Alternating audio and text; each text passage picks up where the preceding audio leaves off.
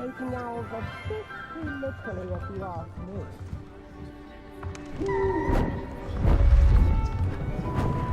Beautiful. Goodness. Settle down, settle down.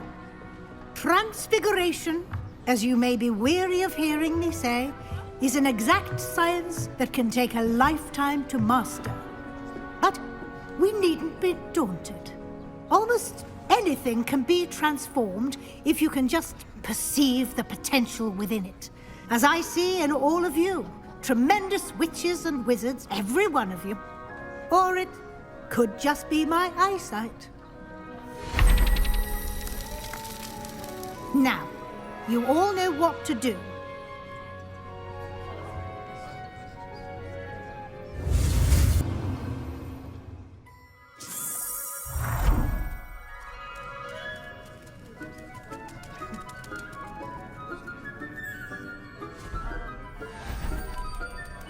Beautifully done.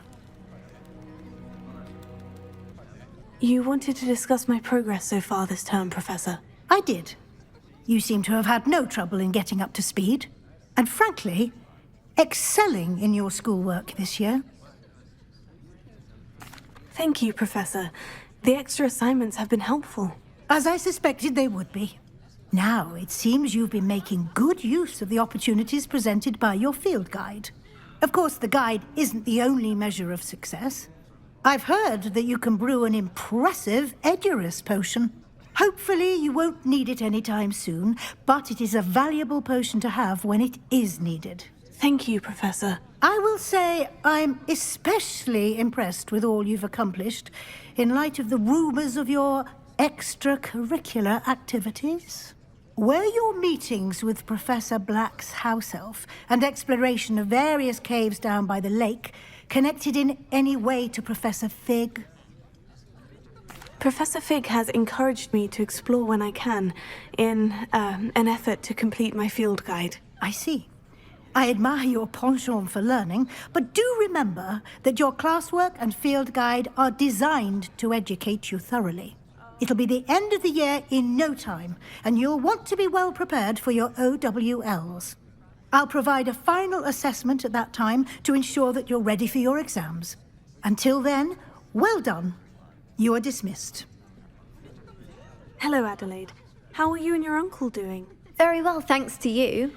The more I learn about Ranrock's foul lot, the more astounded I am that my uncle survived. I looked back over his old owls and noticed that they included pertinent details about his rare metal deposits. I believe that Ranrock's fiends were after those deposits and that they needed my uncle's knowledge. He was willingly going to rot away in that cell to keep me safe. Any other pertinent details about those owls? Plenty. Uncle Roland couldn't be certain, but he thought he overheard goblins talking about infusing something into goblin silver. He wasn't sure what they meant, but something about the way they spoke of it made his skin crawl. Ugh, it's clear you saved my uncle from a very bad lot. It was nothing at all, Adelaide. I'm just glad your uncle's safe. So am I. Seeing him again was such a relief. I told him that he must remain vigilant from now on.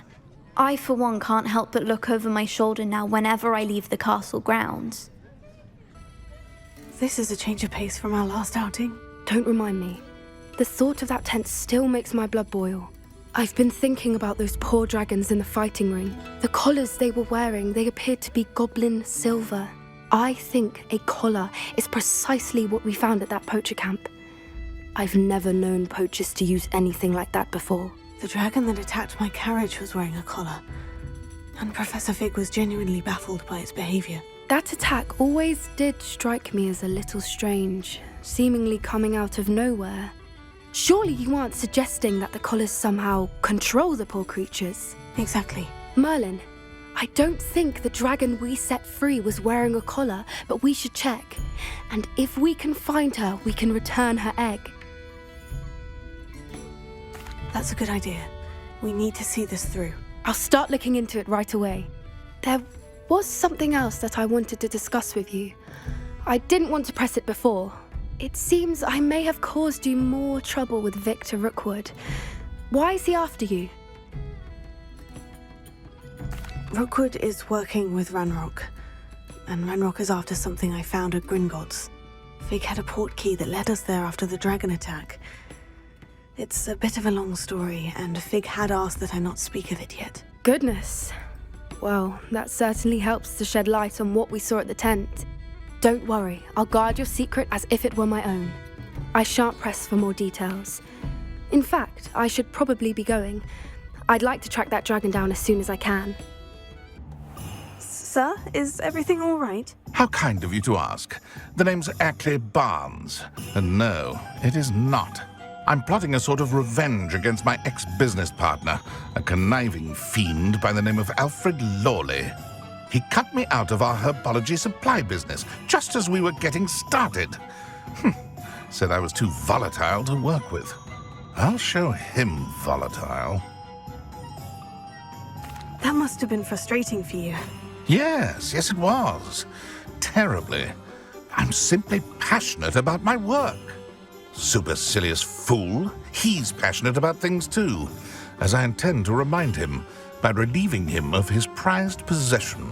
A venomous tentacula he's grown from a seedling that was to be the keystone of our business venture. I can't get anywhere near it with Ruth Singer watching me like an augury. Lawley's doing, no doubt. But no one would suspect a student. How would you feel about committing some grand plant larceny? You said Mr. Lawley was your ex-business partner. What were you working on? I had an idea to train venomous tentacula, create guard plants, if you will, that attacked when ordered. We hit a snag when one ate Lawley's Kneasel. After that, he cut me out of the business, the short-sighted fiend. Why do you need Mr. Lawley's venomous tentacula in particular? Simple. If I have it, then Lawley doesn't. Ergo, I can launch my business, and he must start all over again. I'm killing 2 snidgets with 1 stone. What else is in Mr. Lawley's cellar? All of Lawley's herbology supplies. He has quite the collection. Fill your pockets while you're there. Or to slow him down for a bit. And I can get my business going minus any competition.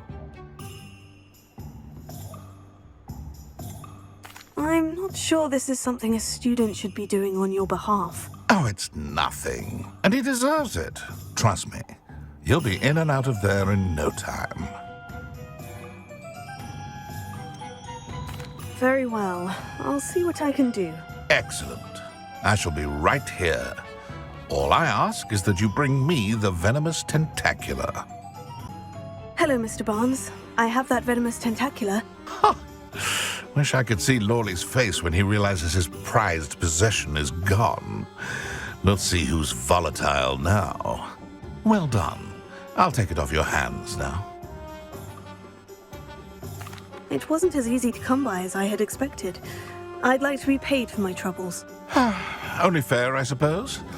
I can respect your business acumen. Here's a little something for your next trip to Zonko's. Hello. Is something the matter? Most decidedly, yes. My precious mooncalf biscuit was abducted by poachers up north. Oh, the vicious brutes. I tried to fight back, but I was no match for them. I'm sorry about your mooncalf, Mr. Garnuff. Just Garnuff. I'm only one goblin. Not a particularly brave one at that. I have no chance against a pack of bloodthirsty poachers. Oh, my poor biscuit. I can only hope she's able to escape. Why do you suppose the poachers took Biscuit? I have no idea. Mooncalf dung's highly valuable for fertilizing magical plants. But I cannot imagine poachers care much about gardening. Who knows what they'll do to her? She could be flogged, skinned, gutted and stuffed. I assume. Oh, Biscuit. A mooncalf is an unusual pet. Why did you choose Biscuit? She followed me one evening, wouldn't leave my side. Never thought I was one for a pet of any kind. But now I can't imagine life without her. Mooncalves are often thought of as silly, simple-minded creatures. But I've seen great depth of character in Biscuit. I wouldn't trade her for a hippogriff or a hippopotamus, or even a goose that lays golden eggs. I'll keep an eye out for your mooncalf, Garneth. How kind. If only all of Wizardkind was as gracious to goblins. If you do see her and can bring her safely home to me, I promise to reward you for your efforts. Garneth, I've rescued Biscuit. You have? Oh, is she hurt? Was she frightened? Are you all right? Biscuit is fine, as am I. I was able to rescue her without much incident. Oh, mercy. Where poachers are concerned, I tend to expect the worst. I cannot wait to get her home. I so miss seeing her dance in the evenings. Such joy. I'm glad she's safe now. I'm sure she'll be happy to go home. Oh, that is a great weight off my mind.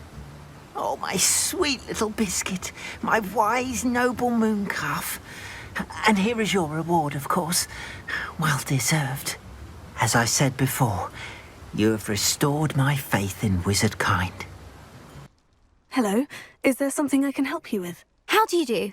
I'm Satirissa Tugwood, and I have an exciting business proposition for you.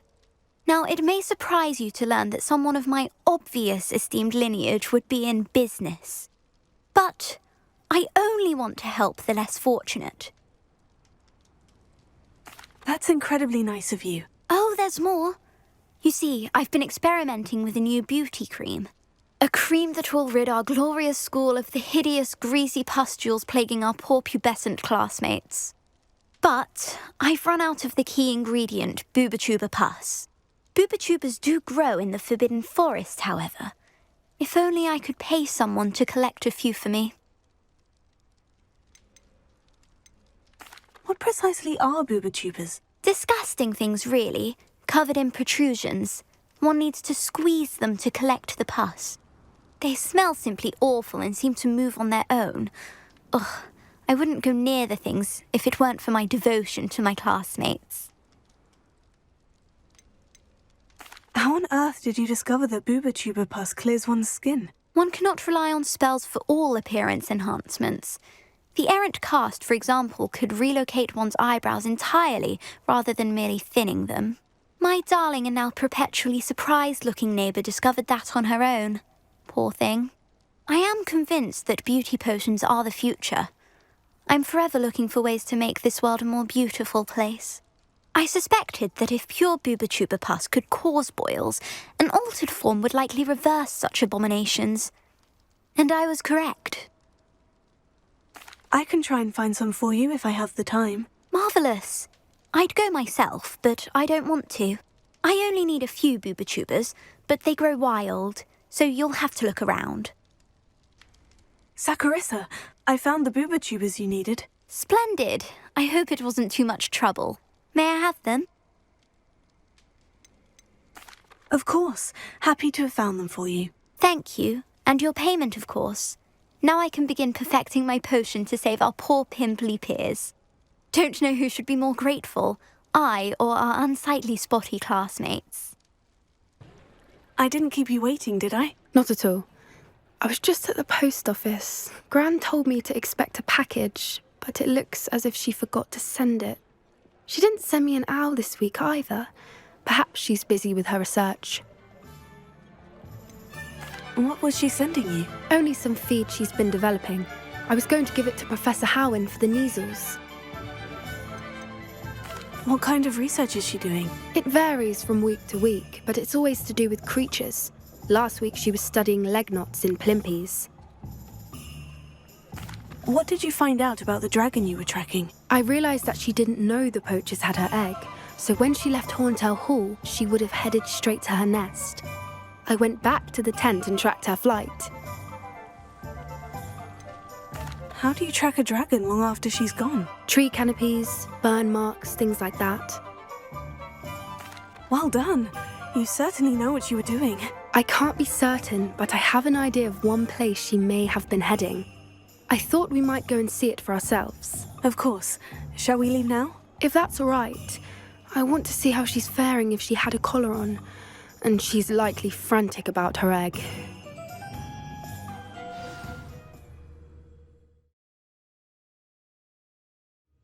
Here we are. I do think this is where we'll find her. The terrain's typical of where the breed would nest. I suspect it's how the poachers found her to begin with. They likely camped here and logged her patterns. Perhaps nabbed her first and then her egg.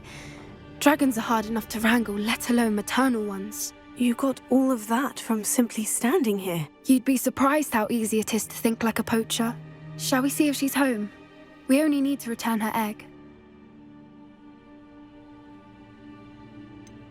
You're making this sound simple, but this is a dragon after all. Hebrideans can be aggressive, but they're also clever. She caught on quickly enough when you showed her how to escape the tent. She'll understand why we're here once she sees her egg. Then we can be finished with the poachers once and for all. I don't suppose you've thought about keeping it, have you? No, it belongs to her. Keeping it will make me just as bad as the poachers.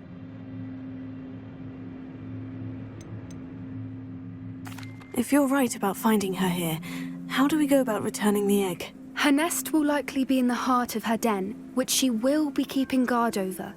It might also be more charred than anywhere else, I imagine.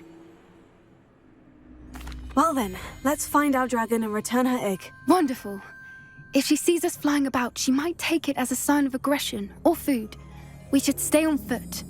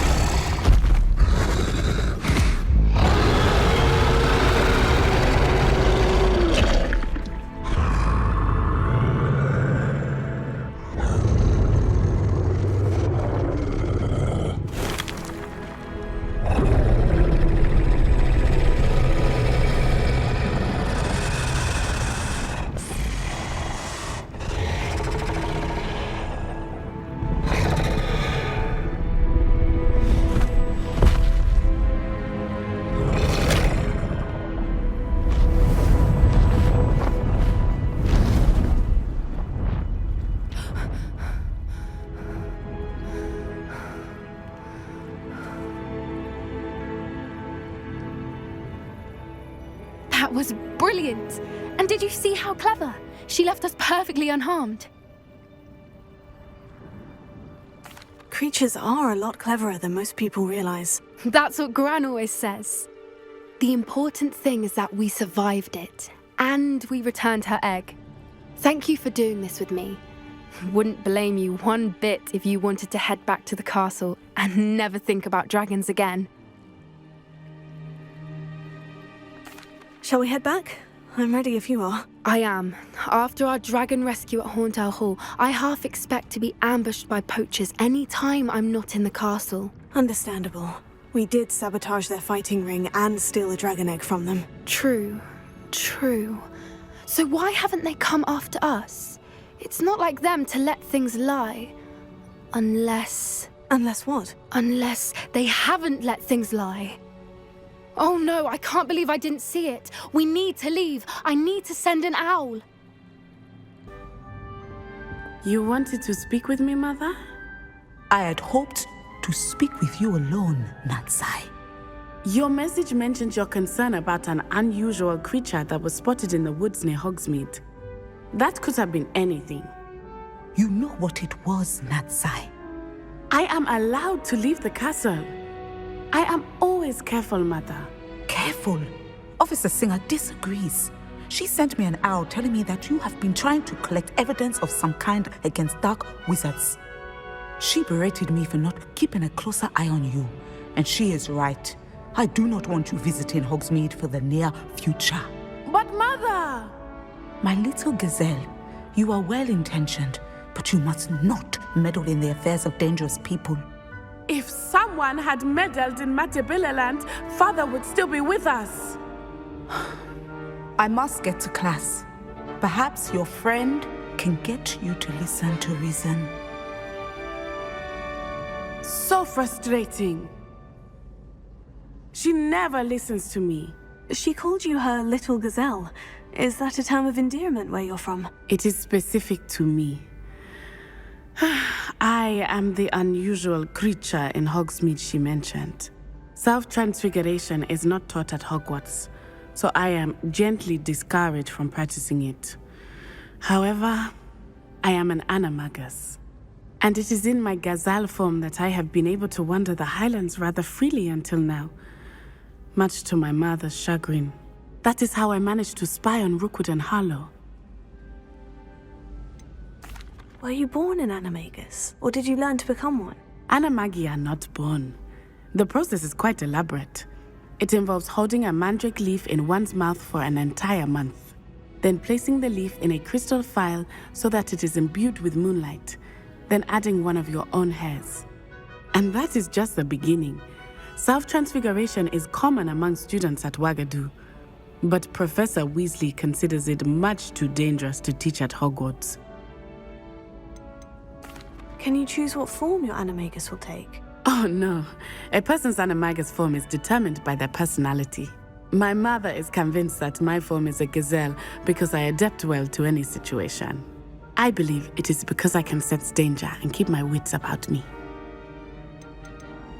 How does it feel to transform into an animal? Well, the first time it can be a bit unnerving. I felt a kind of searing pain and a strong double heartbeat. But it gets easier the more you do it.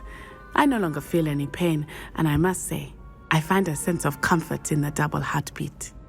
And I love being able to view the world from a different perspective. Now the nickname makes sense. What an extraordinary ability to have. It is. I love transforming, but Mother is less enthusiastic about it. She says that no creature, especially one as rare as a gazelle, should be bounding about where poaching has become so prevalent. She claims that she has foreseen tragedy befall me in my gazelle form. But she has used her sight to control me too many times. I no longer believe it. She's concerned for your safety. It may be best for you to stay away from Hogsmeade for now. That may be safe, but I do not believe that it would be best. Do you? You could have fled the moment you discovered that Rookwood, Harlow, and Ranrock were after you, but you did not. I choose to act as you have. I must deal with Rookwood and Harlow, not hide from them. My mother cannot know where I am all the time. Sebastian, that relic you mentioned. I believe one of Slytherin's students stumbled upon the relic during an assignment to study sarcophagi in this catacomb. From what I read in a report by the student, they weren't permitted to take it with them, so I must assume it's still here. As I mentioned earlier, this relic grants its holder the power to reverse dark magic curses. If it's in this catacomb, I have to find it. For Anne. I need to see her.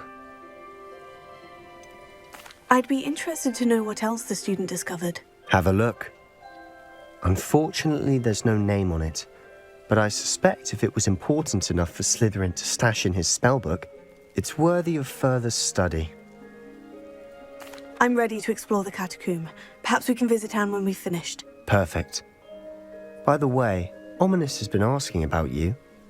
You didn't tell him what we were doing, did you? I didn't, I promise. Good. Ominous would be livid if he knew what we were about to do. Looks like part of a student's diary. It mentions plans to return for the relic and conjuring barricades using bones. Of course. The student's summary referenced a space beyond the Great Room, which means this can't be a dead end. Let's divide and conquer. You work on sorting out the bone barricades, I'll look around and see what we missed. Hold on to that diary entry. There may be more to it. It does mention something else. It says their next assignment was learning the Imperious Curse. Really? Interesting. We need to focus on moving beyond this room. But let me think for a moment.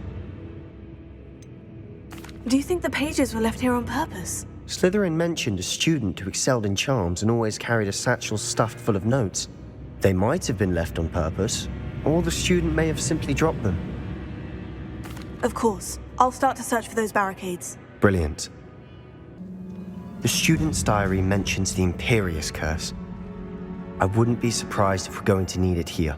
It's an unforgivable, but useful when you're outnumbered. Places the victim completely under the caster's control. So, if you'd like to learn Imperio, I can teach you. Where did you learn the Imperious Curse? I taught myself. Don't tell Ominous that I've told you. It's not exactly something I can brag about, but it may come in handy. I think you ought to know it. Shouldn't I know more about what the curse entails? Remember the blasting curse? Same idea, except when it comes to unforgivable curses, your intention has to be clear. You have to mean it. It's probably wise to know the spell. I couldn't agree more. A spell that could save your life shouldn't be unforgivable. You have a lot at stake. You have an ability that evidently no one's seen for centuries. The note and rendition of the relic. It matches. This must be where the student left the relic. I can't believe it. After all this, it lines up. We've really found it. What do you suppose is meant by the dark sacrifice required to realize the relic's potential? I have no idea. But we're here for the relic. The note advises to leave the relic alone. I assure you, we were meant to find this. For Anne's sake. I'm taking it. Let's get to Feldcroft. How much did you hear? Everything. I was glad to hear you tell Sebastian to leave the relic. We need to stand together. Convince Sebastian this is wrong.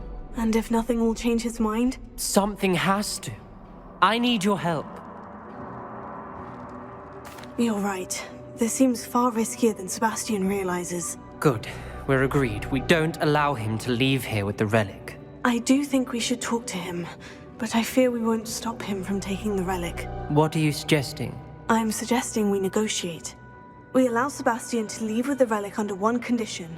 After this, no more. I feel that's what we agreed to in the scriptorium. I'm being taken for a fool. You're not, Ominous.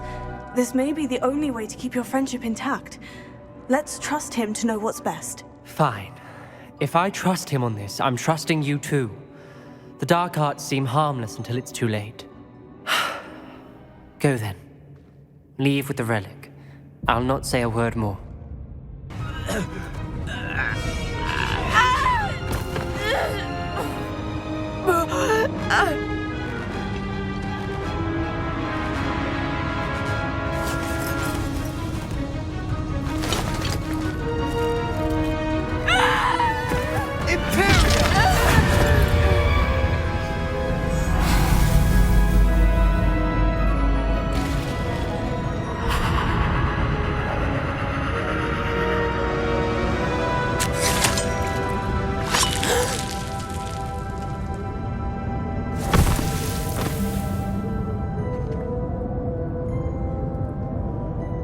Boy! What have you done? Saved my sister. With an unforgivable curse. From that damned book, no doubt. Your father would be ashamed. You've gone too far, Sebastian. Stay away from her. From all of us.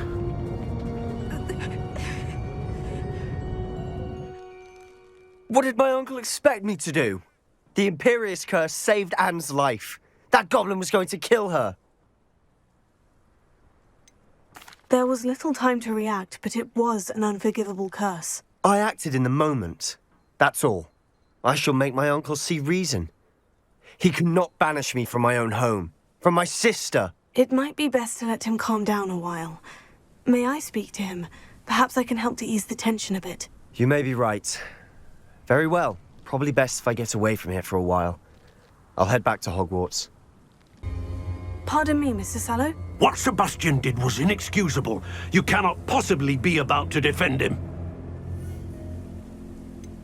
Sebastian acted rashly, but he acted out of instinct to save Anne. Out of instinct? With an unforgivable curse? This family does not resort to using dark magic even against our enemies. What Sebastian did cannot be undone. That you are defending Sebastian's behavior at all tells me everything I need to know. You are as guilty as he is. Sebastian is to come nowhere near Feldcroft, nowhere near Anne. Unforgivable curses are so named for a reason. If I hear that either of you continues down this path, if either of you uses dark magic, I will notify the headmaster immediately. There you are. You were in such a state when you left. The poachers got to my gran. Someone recognized me in Horntail Hall and they got to her. What do you mean? Is she all right? She's fine, thank goodness. But they were at her house, our house. They assumed I'd sent the egg there. She said they took the whole place apart looking for it, screaming that we'd cost them everything.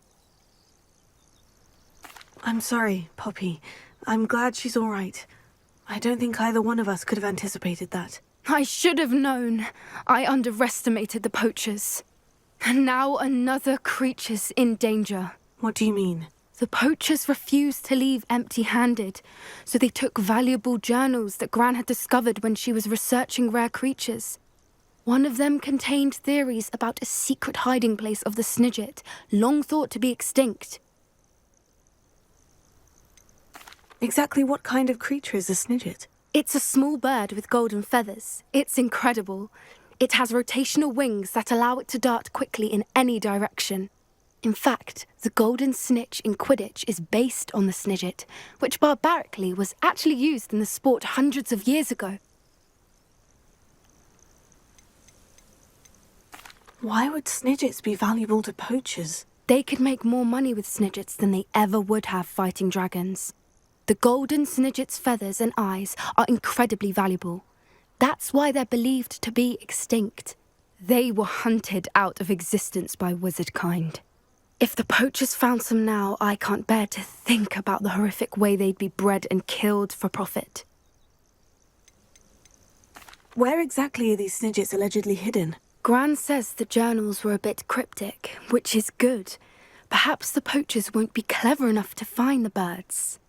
From what she recalls, the journals only noted that the key to finding them lay in the moonlight. Gran thinks it can be narrowed down to a handful of locations. I take it you aren't going to let the poachers anywhere near the Snidgets. Gran wants me to stay out of it, but I know she's devastated that poachers might go after the Snidgets, if they still exist. We had the element of surprise on our side when we saved that dragon, but the poachers will be watching for us now. We need allies, others who hate the poachers enough to help us, who value creatures as much Merlin's beard! You're a genius! The centaurs! They'd want the Snidgets protected at all costs. Centaurs aren't known for being the friendliest lot, especially not with wizard kind. And not right now. We'll need to be careful in how we approach them. Tensions with them are high. Still, I think they may be our only hope. Let me think on it. I wish I had better news about your uncle and Anne. Well, what did he say? I'm afraid he wants you nowhere near Feldcroft, nor Anne. I had to stop that goblin from killing my sister. He had no right to banish me from my own twin. If he thinks banishing me means I'm going to give up on Anne, he's sorely mistaken. He also said he cannot excuse the use of dark magic in any form, and that if he hears of either of us using it, he'll go straight to Professor Black. Huh? That relic, dark magic or not, is the key to saving Anne. To reverse that curse. I will not lose Anne for good. I should send the crest to Anne. She'll know that we need to meet. I'm afraid I don't follow. Nothing, just a thought. Now I'm more determined than ever to learn what power that relic has. What did you mean you'd send Anne a crest so that she'd know to meet you? We'd just lost our parents, and we were packing up to go and live with Solomon. We couldn't take everything. She was carefully organising her prized possessions, a box of artifacts she'd collected to do with our family. Jewellery, cards, old photographs. She got to her favourite, a handmade crest, and without a second thought she handed it to me. "This will keep you safe," she said. "It holds no enchantment, but I've kept it with me since. That's how I can reach Anne. I'll get the crest to her with plans to meet." Be careful, Sebastian. Your uncle could intercept it. We'll be expelled. Even if Ominous is upset with us, he has no love lost for his family. He'd use their connections to the headmaster if we needed his help. I shall wait to hear from you then. Thank you. I very much appreciate you standing by me through all of this. Hello, Amit. Do I recall you saying that you speak gobbledygook? I did. I do. Speak it. Is this to do with the goblin I saw you with in Hogsmeade? It is. His name is Lodgok. We could use your help with something. He's waiting for me near a goblin mine. Would you be willing to help? Of course. How exciting. Well, might this be dangerous? I think he simply wants to show me something that involves gobbledygook. If it helps, he's a friend of Sirona's. Good to hear. Good to hear. If Sirona trusts him, then I feel much better. You said you know gobbledygook, but how well? I've been reading it for as long as I've been reading English. My parents have an extensive library. Once I grew bored with the classics, I devoured goblin writings. I'd tell you some titles, but you wouldn't understand them. Have you ever spoken directly to a goblin? Unbelievably, no. I'm so looking forward to it. Actually conversing in gobbledygook with a native speaker. Cannot wait to confirm subtle bits of pronunciation and tone that may have eluded me, being self-taught and all. Lodgok is waiting. Shall we go? Of course. I just want to check the pronunciation of a couple of key terms first. So I will meet you there. A friend who speaks gobbledygook is meeting us. Before he arrives, perhaps you could tell me why we're here. Of course. Unfortunately, presenting Ranrock with the Helmet of Urtkot did not have the effect I'd hoped. Because he knew the details surrounding its plunder, he presumed I'd had help from a witch or wizard in retrieving it. How else did he expect Goblinkind to get the helmet back? Seems he has no interest in making amends with you. I'm afraid we do not have the luxury of rational expectation when it comes to Ranrock. Damn Bragbor and his blasted journals. Bragbor? An ancestor of Ranrock's, renowned metalworker. If we are to work together, I suppose I must tell you more. Not long ago, Ranrock sent me to collect a recently unearthed set of Bragbor's journals.